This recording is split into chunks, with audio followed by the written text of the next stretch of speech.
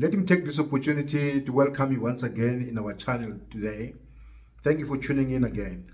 Today's topic is one that we all need because as people, we tend to go through times where sometimes we feel like giving up. So the Bible actually is full of verses that tells us what we need to do when we face difficult times.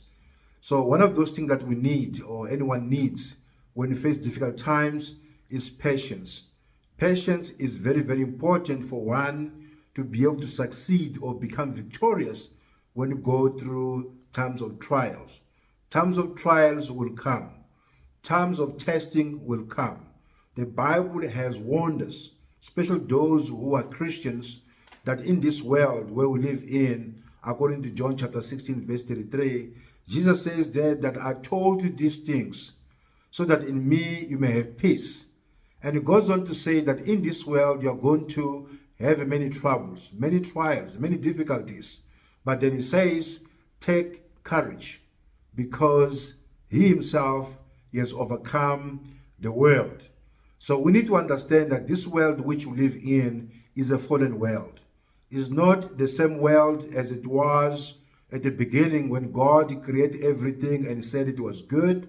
When God created Adam and Eve and he said it was very good, we know that that was a perfect world. But after sin crept into the world, then things change for the world. So we need to thank God for his son, Jesus Christ.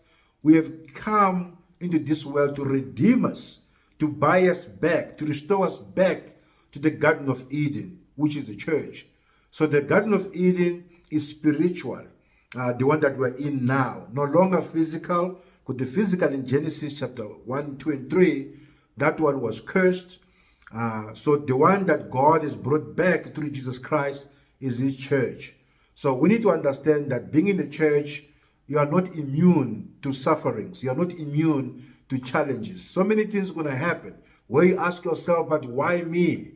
All right. So my answer, which I've heard from other people as well, is when you say, why me? Where are you, O Lord?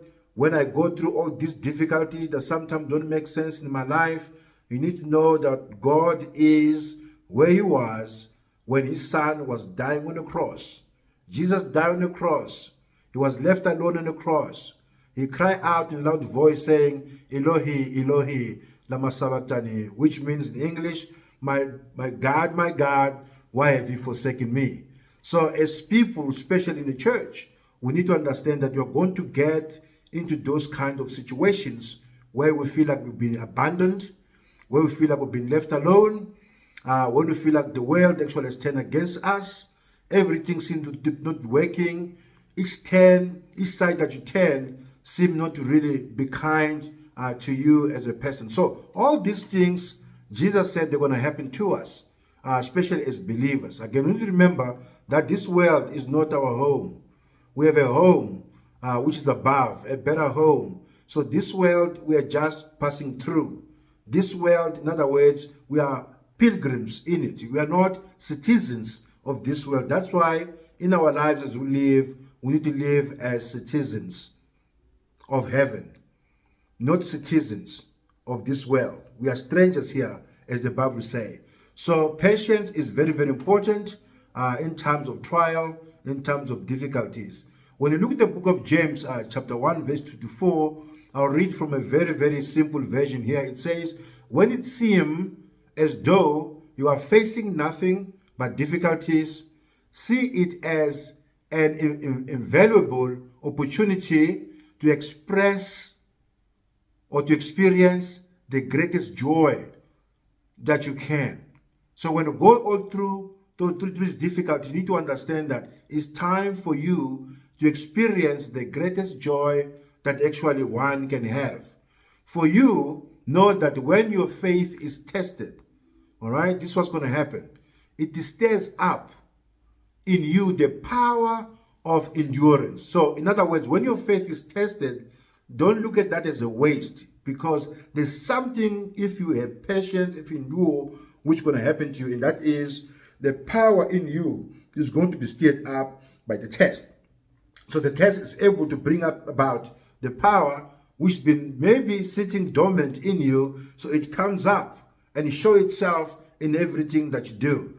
So also the verse says that, and then as your endurance grows even stronger, it will release perfection into every part of your being until there's nothing missing and nothing lacking. So that's what we see when you read the book of James chapter 1, also in verse 4. So we need to understand from this verse that trials and difficulties, and also talk about temptations, they're going to come to those who love the Lord. So when they come, don't ask as to why me. Don't ask, where are you, God, now that I'm going through all these things. Instead, consider all joy, as the Bible tells. Consider all joy when you suffer, especially for righteousness. When you suffer for God, when you suffer for Jesus Christ, when you go through all these things, you need to somehow consider joy, consider blessing. Because if you endure, if you have patience, which is needed, you are going to benefit. You're going to be a better Christian, a better person. There'll be blessings that follow. Could be physical blessings, could be also spiritual blessings. So you're going to blossom anyway. Trials and temptation, as difficult as they are for your good. Okay? So we need to understand that. You will ultimately find joy in them. At the end of the day, you're going to find joy in those temptations, those difficulties that you're facing. Your faith will blossom under pressure. So normally, our faith tends to show itself valuable when we are under pressure. Being under pressure, or being under something so painful, so severe. So that's when actually we need to show our faith, like the faith of Abraham. You can read about Abraham. There's so many things we can learn about him there and how he was able to endure. So we need to understand also that when faith blossoms under pressure, so we learn through patience and also endurance. So it's through being under pressure that your faith blossom and you're able to learn. So that's a blessing. You're going to learn through patience and also endurance. So sometimes we want God to affect change right away. I think every human being will want God to remove the cup, like Jesus said to his Father in his prayer in Matthew chapter 26, that he said to his Father, Father, remove this cup. The cup he's talking about death, the suffering that he has to go through. So when we also go through similar or even different challenges, but challenge, it's painful at the time, it's discouraging, we need to understand that at the end, we are going to blossom. We are going to be beautiful if we endure. So instead of asking God to remove it, maybe we need to change our prayer and our wish about whatever trial you're going through in saying, God, give me patience. God, help me not to give up. God, help me to endure, because I know why you have allowed this to happen right now at this time in my life or in your life. Very, very important. So again, as we pray, asking God to remove whatever that is right away, we need to understand that God may not take it away. He hears you, but God says you need it because you are precious to me. I want to make you even more precious and make you even more useful in my kingdom. So very, very important aspects of Christianity that we need to adapt, we need to learn. So James also goes on and telling us that we as Christians, he says here, through patience brought on by endurance will equip you to complete the long journey. So we are in a long journey. As long as you're a Christian, you're in the church, you are walking. You are walking towards heaven. You are walking towards eternity.